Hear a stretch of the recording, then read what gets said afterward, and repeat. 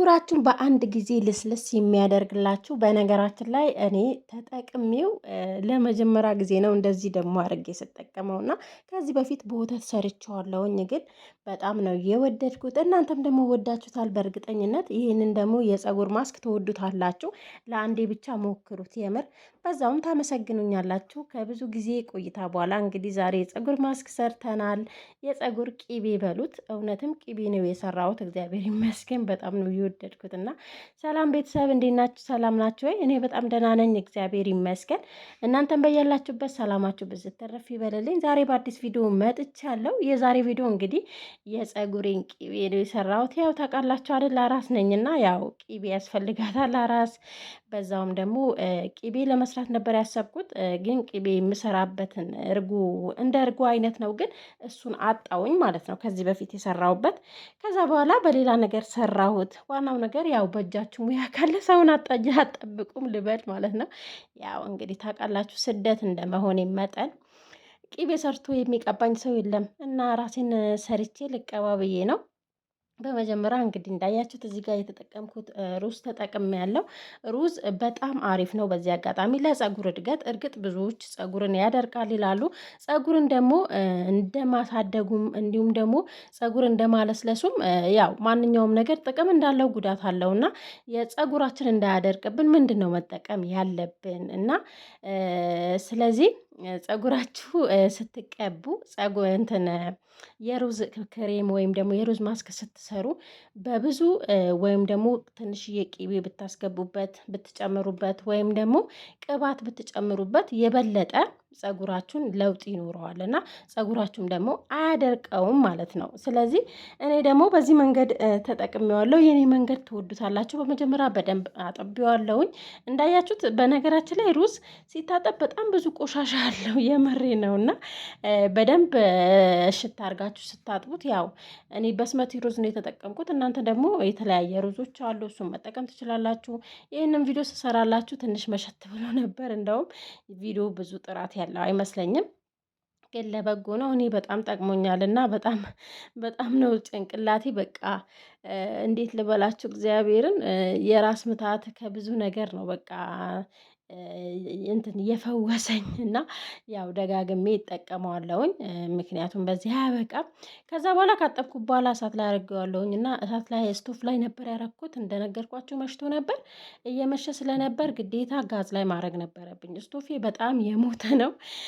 ጋዝ ላይ አድርጌ እንደዚህ ለአንድ 15 ደቂቃ ሩዙን እስከሚበስል በደንብ ማማሰል አለባችሁ። በነገራችን ላይ ሩዙ ይጣበቃል እና ያው እርግጥ እንደምትሰሩበት ድስት አይነት ነው። የኛው ድስት ትንሽ ሩዝን የመያዝ እንትን አለው። እንዲሁም ደግሞ እሳቱን ደግሞ ቀነስ አድርጉት።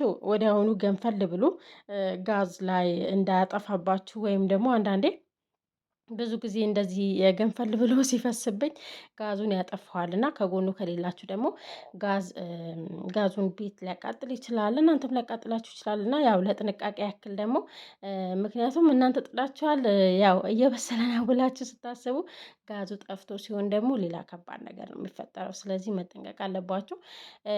ያው ብዙ ባትርቁ በጣም አሪፍ ነው ማለት ነው። ወይም ደግሞ እሳቱን ቀነስ አድርጋችሁ ማብሰል ማለት ነው።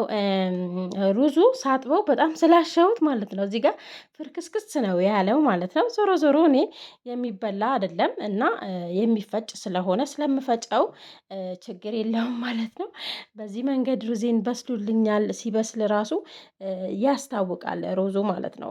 ጋዝ ላይ ስላደረኩት ቶሎ ነው ይበስልልኝ። ብዙ ሰዓት አልፈጀብኝም። ከዛ በኋላ ትንሽ እስከሚበርድ ጠበቅኩት። መብረድ አለበት። በዛ አጋጣሚ ያው ማሽኔ ትንሽ ያንገራግራልና ቢያንገራግርም ደግሞ ካልበረደ አይፈጭልኝም በእርግጠኝነት። ከዛ በኋላ ማሽን ላይ መፍጫ ላይ ጨመርኩት። እዚህ ጋር አሁን እኔ የምጠቀመው ከዚህ በፊት በወተት ነበር የተጠቀምኩት። እዚህ ጋር ግን እርጎ ነው የተጠቀምኩት። ይሄኛው እርጎ ቂቤ ያወጣል ብዬ ብሞክረው እናቱ ቂቤ አላወጣልሽም አለኝ ማለት ነው። እና ቂቤ አምቢ አለ እና ለቂቤ ብዬ እንትን ያልኩትን እኔ ራሴ የጠጣሁት። ለማንኛውም ከዛ እርጎ ነው የጨመርኩት። የምር ግን እውነት የሆነ ለየት ያደርገዋል። ከእርጎና ከወተት ውስጥ በእርጎና በወተት ሰርታችሁ ሞክሩት። ለየት ባለ ጊዜ ሳምንት በእርጎ ሳምንት በወተት ማለት ነው። ያው አንዳንዶቻችሁ ደግሞ ኮመንት ላይ አይቼ ነበርና ለመመለስ አልተመቸኝም፣ አሞኝም ስለቀረምኩ ከዚህ በፊት እና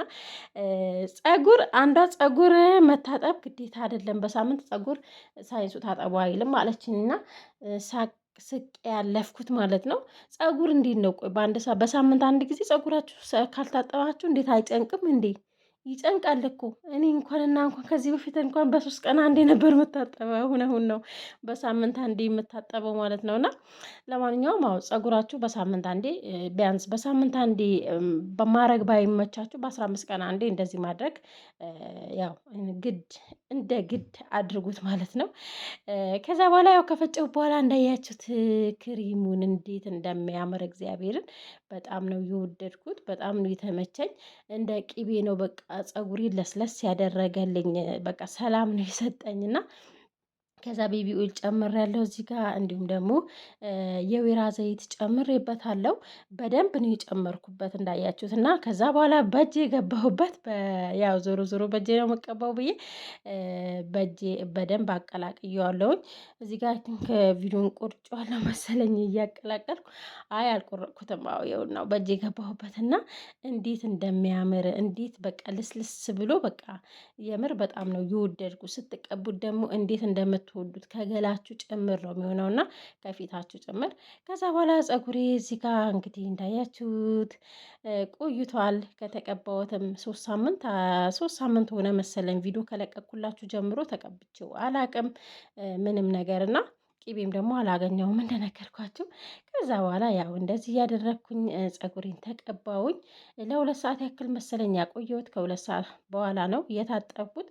የምር በጣም ነው የወደድኩት። ፀጉሬ ራሱ በቃ ለስለስ ነው ያለው። እርግጥ እኔ የፀጉር ማስክ ስሰራ ያው ለፀጉሬ የሚመቸውን እንዲሁም ደግሞ ልስልስ ነው የሚያደርግልኝ ማንኛውም ማስክ ስቀባው ፀጉሬ።